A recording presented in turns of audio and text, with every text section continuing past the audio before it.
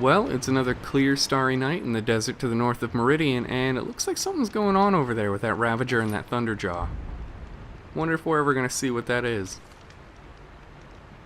In the meantime, however, we do have one last Cauldron to go, and this one's also pretty unique.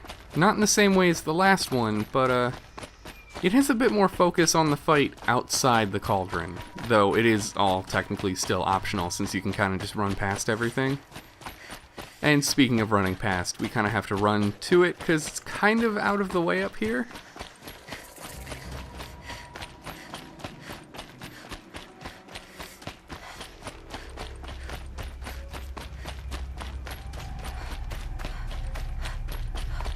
And oh boy, that looks like a stalker mine over there on the left. And it looks like a stalker up ahead too. So if you look carefully, you can see one cloaked and one uncloaked stalker. But you need to be careful because coming in from the left right now is another cloaked stalker. So it's a 3-stalker fight, and they're not the best to fight solo. So thankfully the Cauldron that we just completed lets us override them.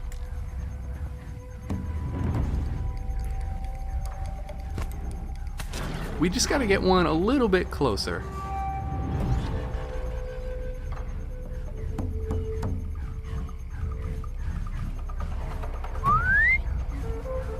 So I really like the way that an alerted stalker's eyes look, especially when it's still cloaked, because they look absolutely alien.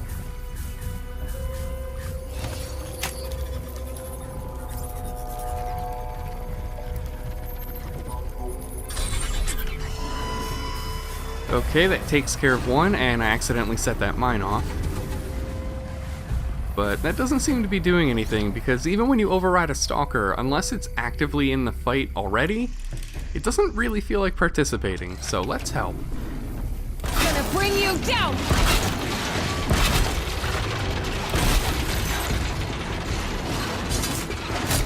And I just happened to notice that my override meter has refreshed, so let's go get another stalker.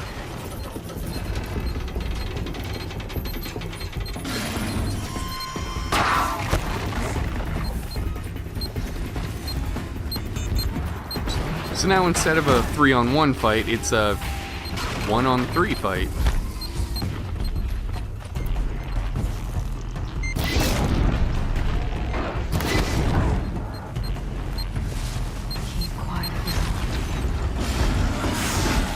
And that takes care of, uh-oh.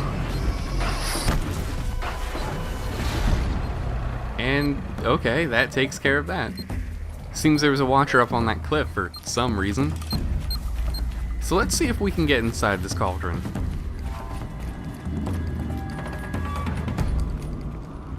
Now that's weird. There's no override button, and it doesn't look like we can get inside. So it looks like we'll have to find another way around.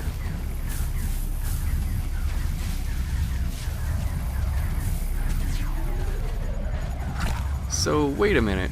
That watcher was probably not up there randomly. Let's see if we can get up on these cliffs, and we're probably not going to take the intended route, but it's at least going to be a lot quicker. Because I'm sure there are some handholds somewhere, but this is a lot less inconvenient.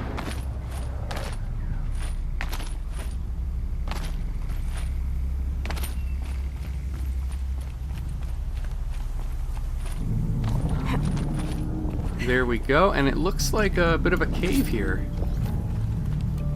with the actual entrance to the Cauldron.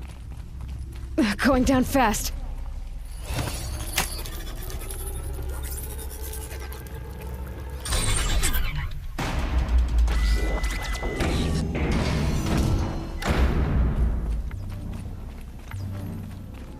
Now, if you happen to look at this video's length, or especially the time code that, we're currently at, we're about halfway through the video already, so this Cauldron is really, really unique, as it doesn't really mess around and kind of gets you to the main fight right away. Which is good, because this fight is, well, there's really only one machine they could put at the center of this thing that would kind of make it the hardest boss fight.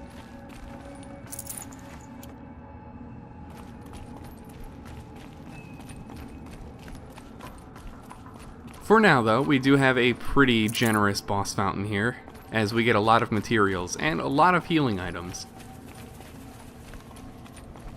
Keep that for later.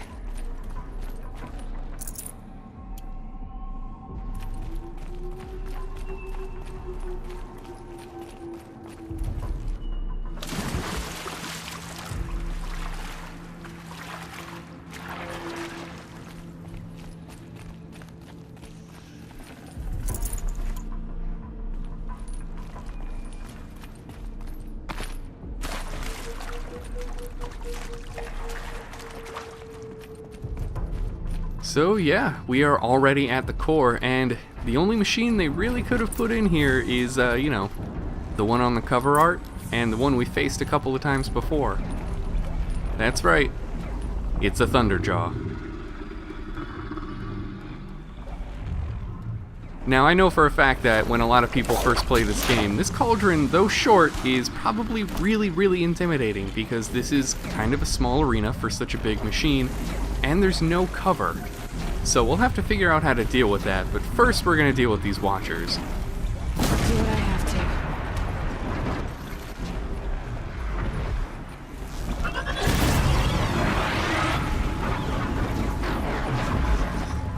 to. And there we go.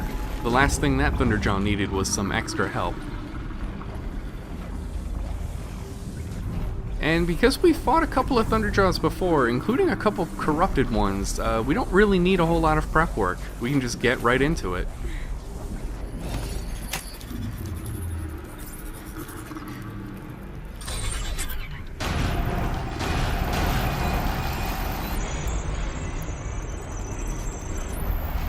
Uh-oh, someone's grumpy. And I think it's about to get a lot grumpier. So, as per usual, we're going to take off those disc launchers, not only because we can then use them to deal a whole lot of damage, but in this really tiny arena, it's very easy to get hit by them. So, the last time that I really tried using a rope caster on a big Thunderjaw, it didn't really work out because it was the first rope caster you could buy in the game, but now we have the best one, and it's a whole lot more effective. So the strategy here is just tie down the Thunderjaw, run around, and just hit it with stuff. Tying it down also gives me a really good opportunity to look for and find both of the disc launchers, so that's the main reason I'm doing it.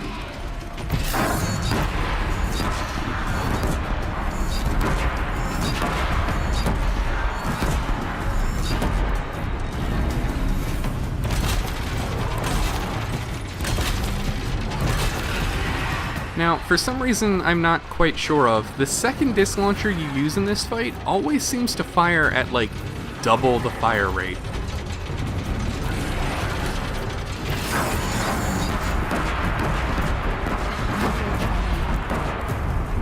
Yeah, I'm not really sure why that is, but I'm totally thankful for it.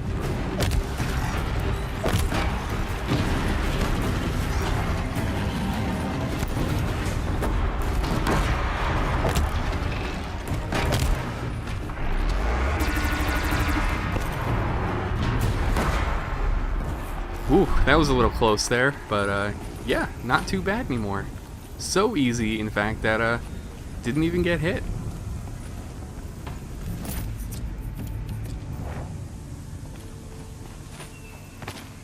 But yeah, as per usual, we're gonna loot the rest of this place just to get some more crafting materials as we kind of prepare for the end game and then the DLC. But yeah, that takes care of the final Cauldron in the game.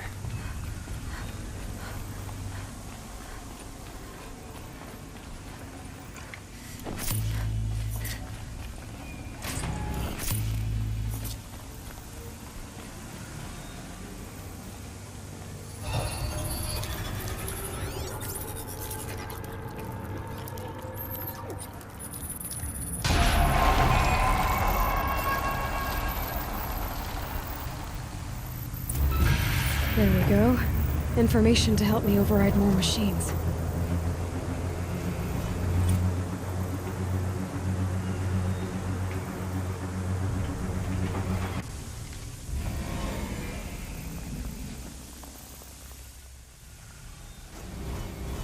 So, Hephaestus is the source of the Cauldron data intrusions, forcing them to make aggressive machines.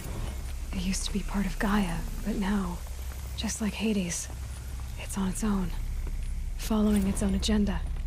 But why this? What's it trying to accomplish? Another mystery to solve. But first, I'll need to deal with Hades. And we will deal with Hades in due time, but it looks like our stalker buddies are still here because that cauldron was so small. And to thank them for their help, we're gonna leave them alone and see what we can do about taking on the rest of those hunting grounds next time.